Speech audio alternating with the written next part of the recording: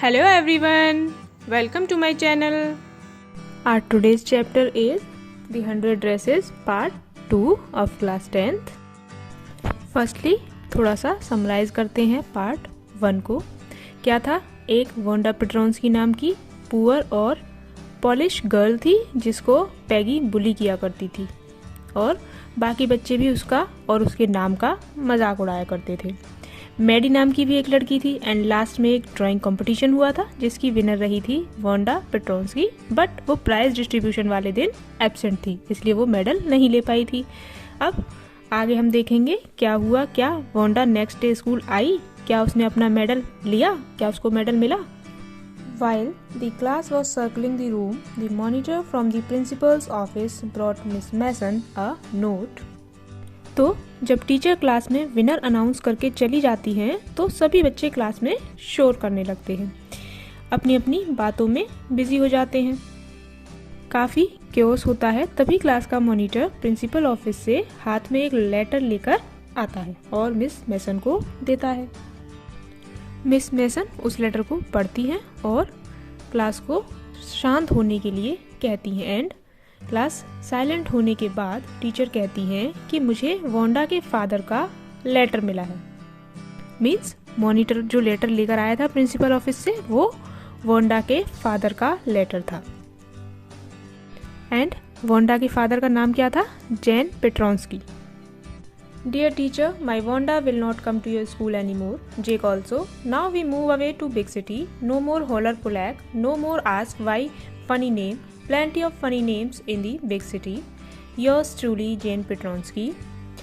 Teacher उस letter को पढ़ना स्टार्ट करती हैं। उन्होंने लिखा था कि डियर टीचर, मेरी बेटी वोंडा अब से आपके स्कूल में नहीं आएगी और जेक भी। जेक नाम जो है वो हम फर्स्ट टाइम सुन रहे हैं, हो सकता है ये वोंडा का भाई हो। ठीक है, अब हम लोग एक बड़े सिटी में मूव कर रहे हैं जहां हमें कोई भी पुलेक, यानी कि पुलेक क्या होता है, is a type of sea fish, नहीं बुलाएगा और वहां कोई भी हमारे नाम का मजाक नहीं उड़ाएगा। बिकॉज बड़े शहर में सभी के नाम स्ट्रेंज ही होते हैं। सो अब वोंडा इस स्कूल में नहीं आएगी। ये सुनकर सारी क्लास पिन ड्रॉप साइलेंस हो जाती है, चारों तरफ शांति छा जाती है, मतलब सभी वोंडा के स्कूल छोड़ने से दुखी थे। Now Miss Mason said that मैं ऐसा एक्सपेक्ट करती हूँ कि आप लोगों से, रूम नंबर 13 के स्टूडेंट से, कि किसी ने भी वोंडा का जानबूझकर मजाक नहीं उड़ाएगा, किसी ने भी इसको इरादतन हर्ट नहीं किया होगा। I trust you all, I don't think कि आप लोगों ने उसका मजाक उड़ाया होगा। ठीक है, इसके बाद टीचर क्लास से चली जाती है। अब मैडी एंड पैगी भी क्लास में बैठी होती हैं, है ना। तो as we all know, Maddy तो ऑलरेडी गिल्ट फील करती थी।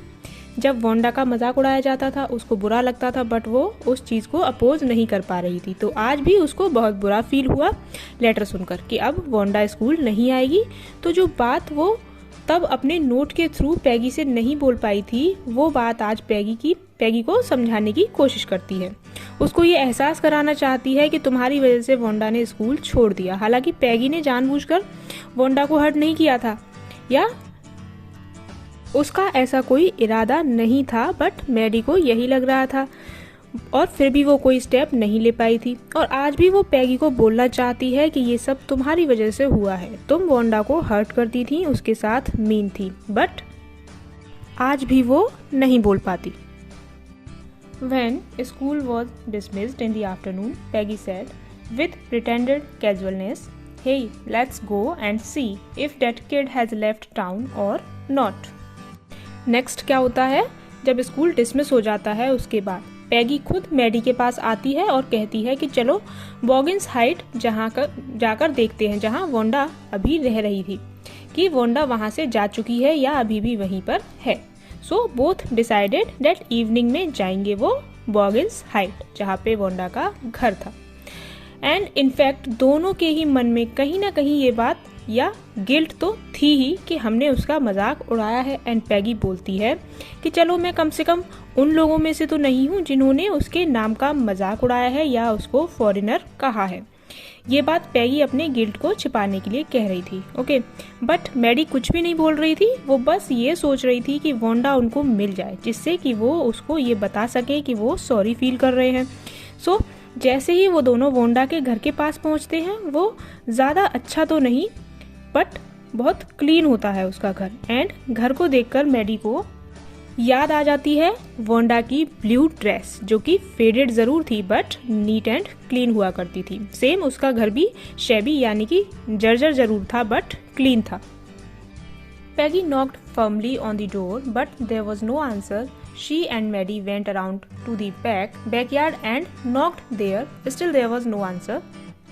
तो पैगी डोर नॉक करती है, कोई आंसर नहीं आता। वो लोग बैक साइड जाते हैं, वहां भी कोई आंसर नहीं मिलता, मतलब वोंडा वहां से जा चुकी है। ओके, और वो दोनों लौटने लगते हैं। रास्ते में पैगी बोलती है कि मैं जो वोंडा से उसकी ड्रेसेस के बारे में पूछा करती थी, उसी वजह से उसको इतने अच्छे और न्यू आइडियाज आए होंगे ड्रेसेस के, अदरवाइज वो ये कॉन्टेस्ट नहीं जीत पाती। अब उस रात मैडी सो भी नहीं पाती, वो बहुत सैड और बैड फील कर रही थी वोंडा को लेकर, और इस सब के अगेंस्ट वो कोई स्टैंड भी नहीं ले पाई, इसलिए वो और दुखी थी। उस पूरी रात वो यही सब सोचने लगी और लास्ट में इस कंक्लूजन पर पहुंचती है कि आगे से वो किसी का भी मजाक उड़ाते हुए देखेगी तो उसके अगेंस्ट स्टैंड जरूर लेगी। It was just a friendly letter telling about the contest and telling Wanda she had won. Now what happened? On Saturday's afternoon, Maddie and Peggy decided that Wanda को एक लेटर लिखते हैं। It was just a friendly letter, जिसमें कि वो Wanda को बताते हैं कि तुम ड्राइंग कॉन्टेस्ट जीत गई हो, तुम्हारी ड्राइंग्स बहुत ब्यूटीफुल थी। एंड उससे पूछती हैं कि क्या अब तुम जहाँ रह रही हो वो तुम्हें पसंद आ रही है वो जगह, क्या तुम्हारे न्यू टीचर तुम्हें पसंद आ रहे हैं।